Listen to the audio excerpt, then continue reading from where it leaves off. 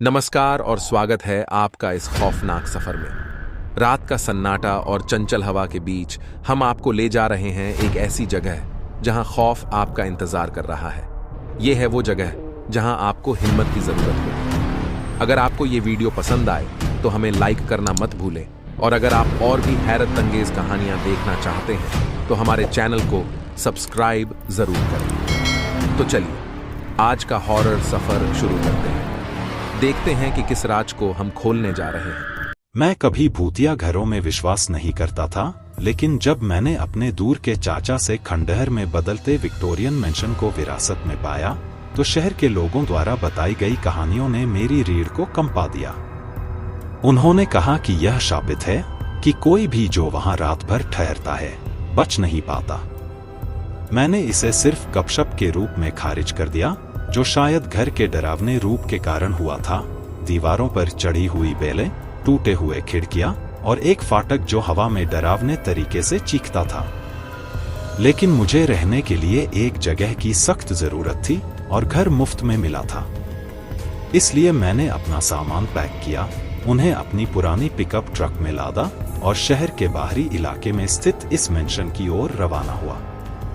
जैसे ही मैं वहां पहुंचा, मैंने देखा कि कैसे मैंशन आसपास के इलाके पर हावी हो रहा था। इसकी छाया दूर तक फैली हुई थी।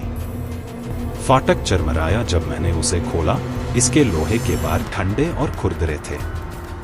मुझे एक ठंडक का एहसास हुआ जो शाम की हवा से संबंधित नहीं था। अंदर घर एक भूल भुलिया की तरह था, जिसमें अंधेरे गलियारों और खाली कमरों की भरमार थी। हर सतह पर धूल जमी थी और कोने में मकड़ी के जाले लटके हुए थे, जैसे फटे हुए पर्दे। सड़ने की गंध बेहद तीव्र थी और मेरे कदमों की मध्यम गूंज गलियारों में प्रतिध्वनित होती थी। मैंने मुख्य बेडरूम में ठहरने की योजना बनाई थी, लेकिन दरवाजा बंद था और उसे खोलने के लिए कोई बल काम नहीं आया। इसलिए मैंने पहली मंजिल पर एक छोटे से कमरे में ठिकाना किया, अपने सूटकेस को चरमराते बिस्तर पर रखा। पहली रात शांत थी, सिर्फ दूर से उल्लू की आवाज और मेरी खिड़की के बाहर पत्तियों के सरसराने की आवाज आ रही थी। लेकिन जब मैं बिस्तर पर लेटा तो मुझे ऐसा लगा कि मैं अकेला नहीं हूं। घर का माहौल मन के साथ खेल करता था और हर चरमराहट और आवाज मुझे ऐसा लग रहा था जैसे यह मेरा नाम पुकार रही है। मैंने खुद को बताया कि यह सिर्फ पुरानी लकड़ी का असर है, लेकिन असहजता की भावना बनी रही। दूसरी रात फुसफुसाहटें तेज हो गईं। मैं जाग गया और गलियारे में कदमों की आवाज सुनी, धीमी और सावधानी पूर्वक, जैसे कोई इधर उधर टहल रहा हो। मैंने अपनी टॉर्च उठाई और सावधानी से गलियारे में कदम रखा, लेकिन वह खाली था। मैंने हर कमरा, हर कोठरी जांची, लेकिन कुछ नहीं मिला। जब मैं अपने कमरे में वापस लौटा तो मैंने कुछ अजीब देखा।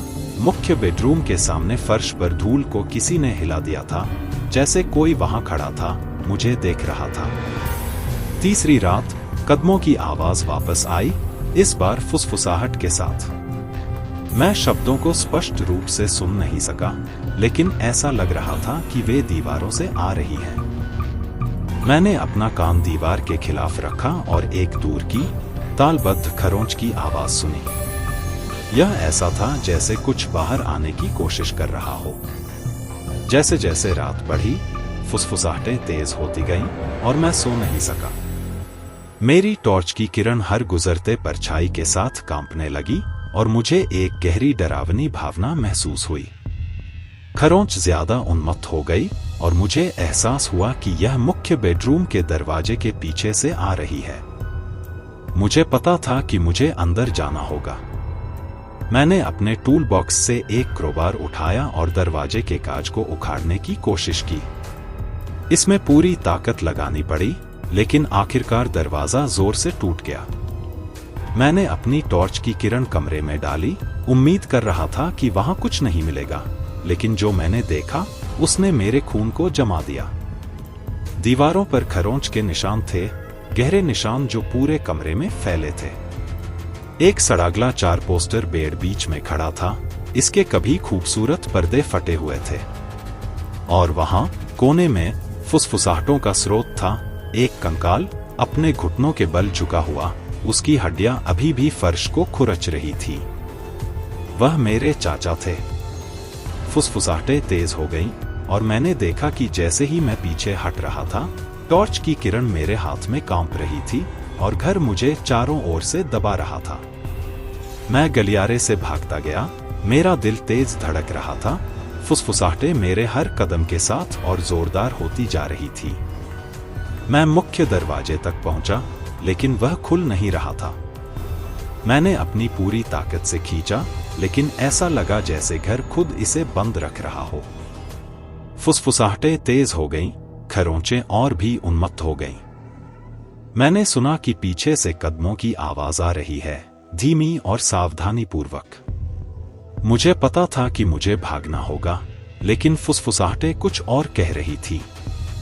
वे कह रही थीं कि मुझे रुकना चाहिए, अपने चाचा के साथ उनके अनंत कष्ट में शामिल होना चाहिए।